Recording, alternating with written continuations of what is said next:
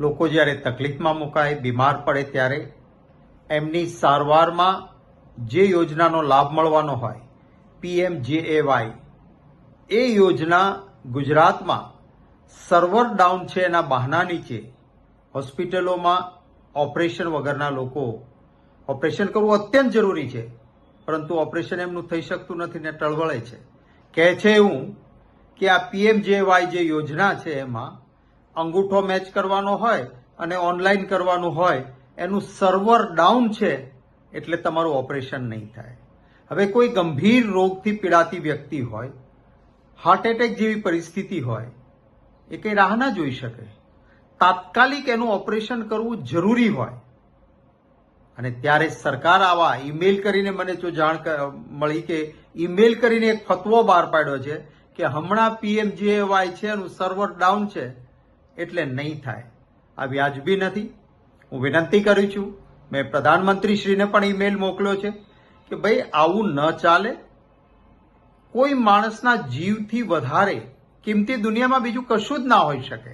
આ કેવી વાત છે તમારી કે રાહ જુઓ, સર્વર ચાલુ થશે એ દિવસે તમારું ઓપરેશન થશે. દર્દીને કદાચ એનો જીવ જશે તો શું કોઈ ભરપાઈ કરી શકશે? ઓપરેશન મોડું થવાના કારણે કોઈ કોમ્પ્લિકેશન્સ ઊભા થશે, મુશ્કેલીઓ અને ગંભીર પરિસ્થિતિ દર્દીની ઊભી થઈ છે. કોણ જવાબદાર છે આના માટે? જ્યારે પ્રજાના જ નાણાં છે સરકારી તિજોરીમાં, એનો ઉપયોગ થતો હોય, ત્રાહિત એજન્સીઓ અંદર તમે રાખી દેતા હો અને પછી એ લોકો આવી રીતે દર્દીઓને ભગવાન ભરોસે મૂકે, ચાલે નહીં. ગુજરાત રાજ્યના મુખ્યમંત્રીશ્રીને પણ વિનંતી કરું છું કે આપ આમાં તાત્કાલિક ઇન્ટરફિયર કરો અને જો કદાચ આમનું સર્વર ન ચાલુ થવાનું હોય, વાર લાગે એમ હોય, તો ઓફલાઈન એમની પાસેથી વિગતો લઈ લેવી જોઈએ. જ્યારે સર્વર ચાલુ થાય ત્યારે કરે. પરંતુ દર્દી ઓપરેશન માટે જરૂરી છે, એ વગર ઓપરેશને શા માટે ટળવળે?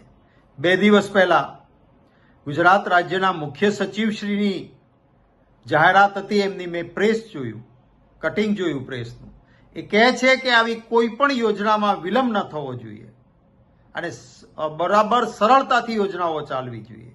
ચીફ સેક્રેટરીનું નિવેદન આવે છે, એના પછી તરત જ જો PMJAY યોજનાની આ પરિસ્થિતિ હોય તો આનો અર્થ એવો થયો કે વહીવટ ઉપર કોઈનો કાબુ નથી.